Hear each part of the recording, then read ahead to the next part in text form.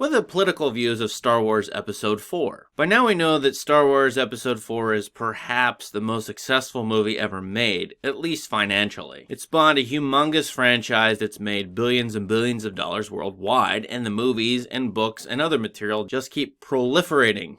I want to just take this movie by itself because it came out during a very interesting time in American history in 1977. And let's see what this individual movie has to say to us still today. It's well known that Star Wars showcases an evil, technocratic empire, machine-like and clone-like, that is oppressing and devastating whole swaths of a galaxy. All kinds of people and people groups represented by different alien races in the movie. We know that in the opening scenes, for example, the big giant behemoth ship swallows up the little ship that has the rebels, the little guys who are trying to fight against this big technocratic empire. And then very quickly we get a dark knight all in black, that is Darth Vader, with his respiratory breathing, half machine, half man as it turns out, oppressing not only the rebels, but being the dominant, power-hungry control freak who is part of the Imperial machine. There's a clear juxtaposition between,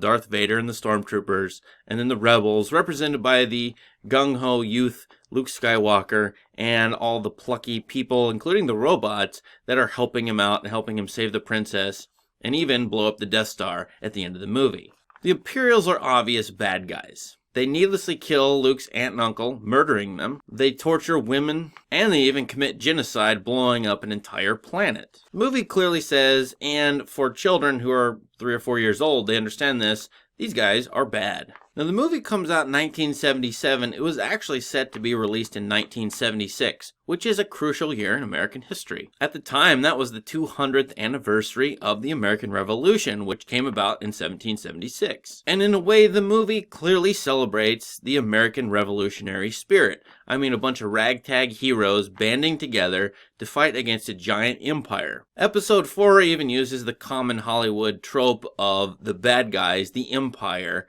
speaking with British or English accents, versus the good guys who use American accents. In older Hollywood movies, say Ben-Hur for example, the Roman Imperials spoke with English accents, whereas the Charlton Heston character and the Hebrews spoke with English accents. They were the ones being oppressed, after all, by the English. So there's an English Empire, American colony dynamic to Star Wars. And if you think about it, all the different planets in Star Wars, well, they're colonies, and the Empire is taking them over and oppressing them all. The message is clear. Empire bad, freedom good. Freedom for the rebels, freedom for the planets, freedom for the various alien groups, which are basically people groups. And so the movie celebrates the American spirit, the drive for independence from the English or British Empire. Star Wars in 1977 also coincides with the decolonization of various parts of the world. The European empires, notably the British Empire and the French Empire, divested their holdings or their colonies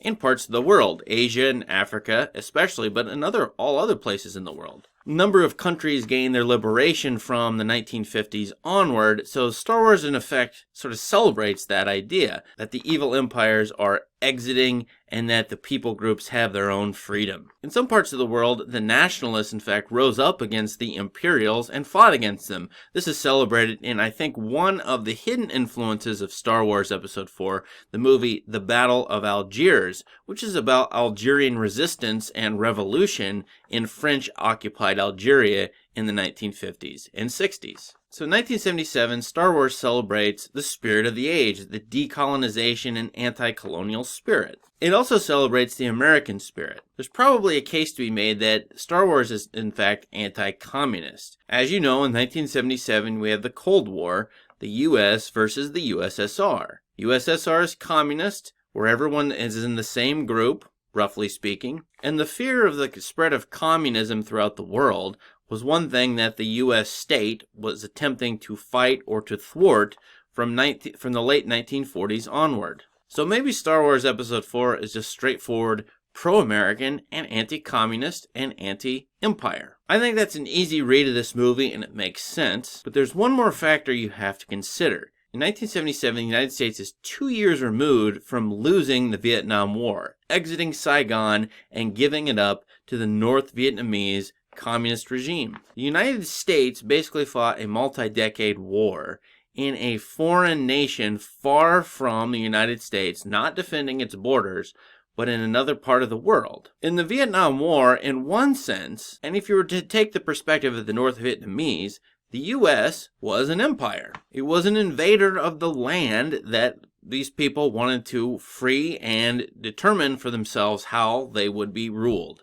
And of course, when we talk about the Cold War era, you do have not just the USSR, but the US as an empire trying to influence countries throughout the entire world. Still to this day, we have the legacy of the Cold War and the US empire stretching across the world with hundreds of military bases in various parts of the world and various police actions or military actions all over the world. As of today, this is late 2019, the U.S. is still fighting in Afghanistan. It still has occupational forces in the Middle East. It's maybe fighting in Syria. It's hard to tell exactly where we're fighting, but the U.S. has had, like the evil empire in Star Wars, torture chambers. And it's used the ultimate weapon of mass destruction so far created by humankind. Blowing up Alderaan in Star Wars is horrible, and the Death Star is the ultimate weapon of mass destruction. But of course the US is the lone country who's dropped nuclear bombs on another country,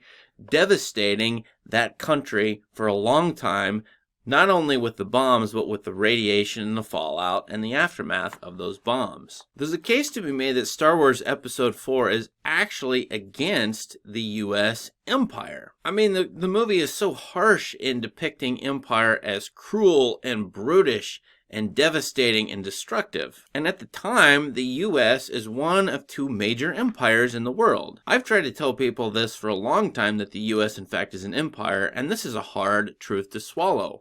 Partly that's because of Star Wars criticizing empire and making that word and that concept out to be pure evil. So now we're at an interesting moment. Star Wars seems to be for the American spirit, the spirit of 1776. Life, liberty, pursuit of happiness, and all that. The young Luke Skywalker rising up, getting to become who he wants to be, and doing what he wants to do, fighting for truth, justice, and the rebel way, or the American way. But then it also seems to be against the United States as far as the U.S. being an empire, reigning throughout the world and, in a way, telling other countries what to do. So is the movie pro-US or anti-US? I actually like to read the movie this way. That the movie is celebrating, yes, the American spirit and American society in general. The rebels are a diverse group of ragtag, do-it-all, can-do kinds of people. They fight against their oppressors, and by golly, that's a great thing according to all Americans throughout the entire history of America.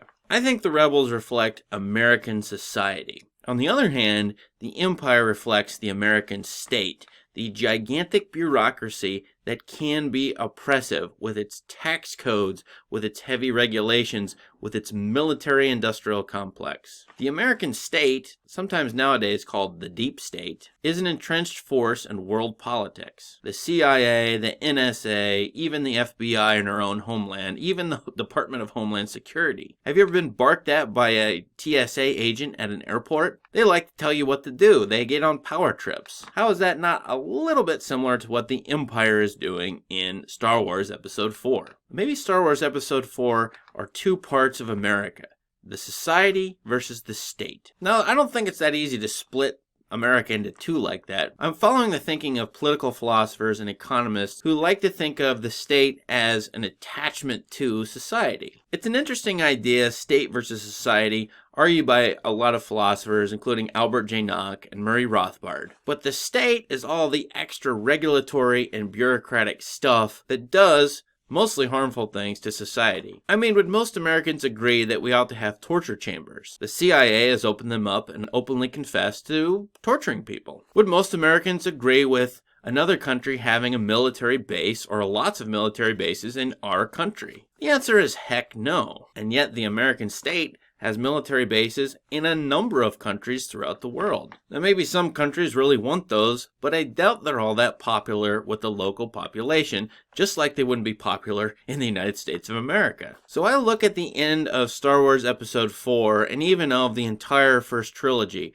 through Return of the Jedi. The rebels are really fighting for nothing, it seems like. They have no political agenda, no positive political program. They're just trying to get rid of the Empire. On the one hand, that's a very naive way of displaying political struggles. I mean, the ultimate question at the end of Return of the Jedi is, what's going to happen next? Who's going to take the place of the Empire and fill that power vacuum? But on the other hand, in my interpretation, the state versus society, basically the rebels are the society that's fighting to get rid of, for the most part, or all the way, the state. They're fighting to get rid of the vast military-industrial complex that rules over all of their lives. So when they celebrate at the end of Episode 4 and then at the end of Episode 6, Return of the Jedi, maybe they're celebrating getting rid of their gigantic bureaucracy. Does the United States of America need a gigantic regulatory state? If you look at Star Wars and the way I'm suggesting, the answer is